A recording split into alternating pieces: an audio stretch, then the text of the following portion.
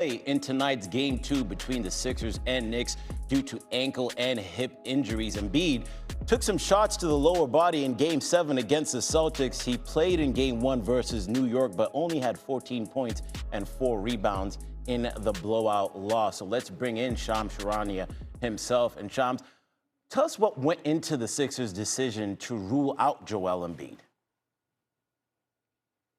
I'm told the 76ers made the decision this afternoon to rule Joel Embiid out for tonight's Game 2 after he woke up with soreness in that hip and ankle area. And then all morning, as well as last night, Embiid tried around-the-clock treatment. He was unable to participate in shoot-around this morning, and he spent the entire morning, I'm told, on the training table trying to see if he can get enough treatment to loosen up that hip and get that ankle right. But he was not able to do so, and the team made the decision. So now Tyrese Maxey, Paul George, VJ Edgecombe will take on the Knicks tonight. No Joel Embiid. He was the savior in Game 7 to lift his team to the second round, but he is out tonight. His status uncertain moving forward. Yeah, that is huge news, Shams. Shams, thank you for joining us.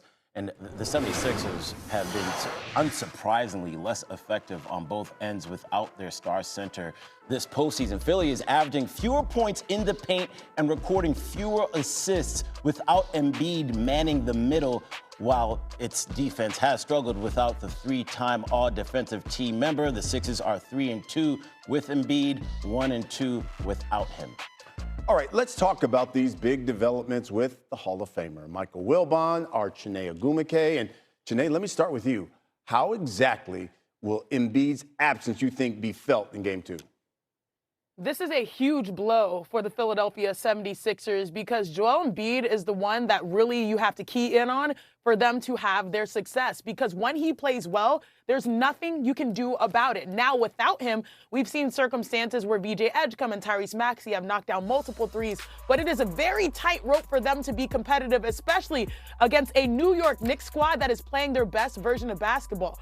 Right now, if I'm Karl Anthony Towns, I am salivating because we understood that Jalen Brunson did everything. He did battle by himself, 27 points in the first half, finished with 35 on the night. They will be keyed in on him, which allows Karl Anthony Towns to cook. We've seen him have 2 triple-doubles already in the postseason, and now he can really expect to dominate all areas of the floor. This might be the cat game, knowing that Joel Embiid is out. The one thing is they've played enough without him that the news probably doesn't come as a shock to them, even though it's a surprise and a disappointment to those of us on the outside looking in. We would presume that Drummond, who averages 8 rebounds a game, will be in there for most of those minutes, played 63 games this season. But without Joel Embiid, and one of the things I was looking forward to seeing was what kind of pressure a healthy Embiid and a Maxey could put on the Knicks defense, which they did not do any of that in Game 1. And they probably couldn't. If we think Joel Embiid is, suffering right now and has to be ruled out for the night, he was out there trying to play on this in Game 1, and it just wasn't going to work at all. So now the Sixers have to try to figure out what they're going to do without it. This is one of those games you can say, wait a minute. They won a game in Boston, and they did, without Joel Embiid. Remember, he only played 4 games in that first series. But the Knicks are a different animal right now. I don't know that they're going to try to play with the stubborn defiance that the Celtics and their 3-point obsessiveness that was on display in the games in that whole series, but particularly also games 1 and 2. The Knicks won't be doing that. And as Chiney pointed out, Karl Anthony Towns, what you don't want to have via the Knicks coaches and staff is having him take a sigh of relief. But that's human nature, Chiney. I'm sure you played in situations like that where you got an opponent, a top-flight opponent who's not going to be there, and there is a sigh of relief, and people talk about a letdown. That may be momentary. With the way the Knicks are rolling, I don't expect that to last for long. So, Chiney, when we talk about this matchup, let's go to the point guard matchup because you've got Maxey, you got Jalen Brunson. That one really stands out to me. Brunson's coming off that game-high 35 in Game 1. Maxey only had 13. What do you make of Brunson's impact so far in this series? At this point in the NBA playoffs, it's heavyweights only, right? Top teams and top players. And you know what they say, Wilbon? Styles make fights. I was never in a fight, okay? So I don't really know how to punch. But the style here amongst the point guards will dictate things. Jalen Brunson won Game 1 because he forced Maxey to play his style. physical, off the dribble. He scored his second most points in an NBA game with pull-ups. He was 6 for 7 on pull-up shots. You see that right there, countless. Even, when the ball goes in like that, you're living on the right side of it. But Tyrese Maxey, his style, he can also force Brunson to play that. Speed kills. He could play fast. He could play aggressive. He is the fastest player on the floor. So if he forces the defenders for the Knicks to play to his style, he's at an advantage itself. So, yeah, the styles, the Knicks might try to do a little knockout punch, Wilbon. But right now, the Sixers, they still have a great option under their sleeve with their point guard. Well, we saw it in Game 7 particularly. With 3 possessions late in that game where Philadelphia is trying to hold on to that lead that would get them this far in the next series.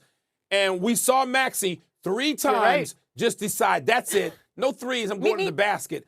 Layup, and then 2 free throws. So those 3 possessions were critical to win that Game 7 in Boston. We're going to have to see a whole lot of that from Maxey and Edgecombe. Today, you know that, of course, there were games this year that, reason that Edgecombe finished, I think, 3rd in Rookie of the Year voting. He is able to put on a burner himself. And now they're going to have to rely on that and see what kind of pressure they can put on the Knicks. They were going to need those 2 guys, though, even with Embiid to get Game 2 tonight. Now they're going to need them and Paul George.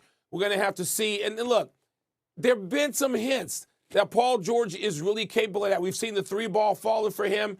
And so they're going to need all 3 of those guys tonight in A-plus form to even this series without their big man. Really good points there, guys. Sit tight. We're going to hear your perspective on another series. Scooby? All right, Brian, from the east to the west, Game 2 of Timberwolves Spurs is tonight at 9:30 Eastern on ESPN. Anthony Edwards returned from a knee injury earlier than anticipated and gave the Wolves a lift in Game 1. Edwards scored 18 points in 25 minutes off the bench. As Minnesota stole a game in San Antonio by 2 points, the Wolves pulled off the win despite trailing entering the 4th.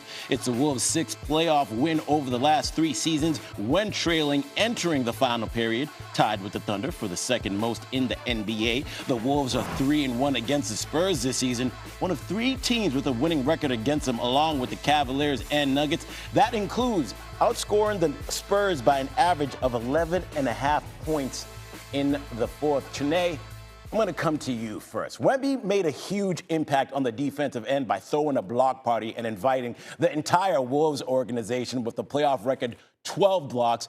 But offensively, he kept it chill, and it wasn't by choice, just 11 points. What do you make of Wemby's impact there? Victor Wembanyama is the most intriguing, upside, talented, out-of-this-world player. But anytime he shoots threes, his opposing coach, this being Chris Finch, breathes a sigh of relief because at least he's not going downhill. He was 0 for 8 from 3, and anytime he is missing from 3, that is a gift from the gods because that means you're not having to deal with what he can do around the basket. And so I know this is a guy that understands he has one of the highest basketball IQs. I don't think he's going to settle or just shoot threes in Game 2. But that is an adjustment, knowing that when the shot is not falling, how do I make an impact where people cannot guard me? There was one play, and I'm sure Wilbon saw this, one play where they did an inverted drag screen in transition. That meant the guard screened for Wemby, and Wemby got the ball, took one dribble and one stride, and had a dunk. That is unguardable. And so seeing more of those plays will protect you so that you can play inside and out and use your 3 as just the icing on the cake, Wilbon. Yeah, the 0 for 8 is like, oh, no. And there's some nights where he could take 8 threes, and he builds toward it because he's hit 3 of the first 5 or something, and he gets to 8. That's not going to work in Game 2 as well. First of all, I can't believe he would take that approach. I'm sure they've talked about it obsessively, Shanae, for the last 48 hours. But Wemby and De'Aaron Fox are going to have to hit some outside shots, some threes, Fox particularly from 3.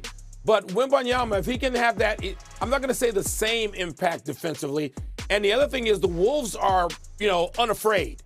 I mean, they are bold. They are continuing to go in there despite those shots being blocked.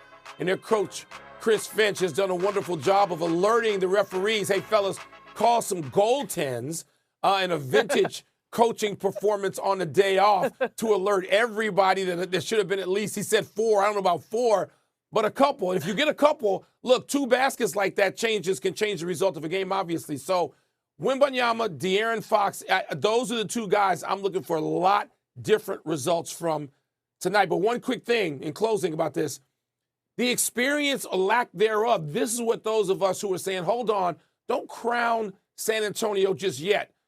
Championships are going to come anyway. Don't crown them just yet. You look at the other side, and you got Rudy Gobert with like 93 playoff games under his belt, all right? And you got a certain 39-year-old point guard from Minnesota who's got, I think, 115 or 113 games under his belt, and Mike Conley Jr., playoff games I'm talking about. The Spurs can't match that. So that experience certainly helped in a thin margin in game one. We'll see what San Antonio can do about it in game two. All right, so Chene and Michael will be back shortly to talk about tonight's action. So, America, stay tuned. Thank you, guys. All right, still to come. Luka spoke for the first time about his recovery from that hamstring. You're going to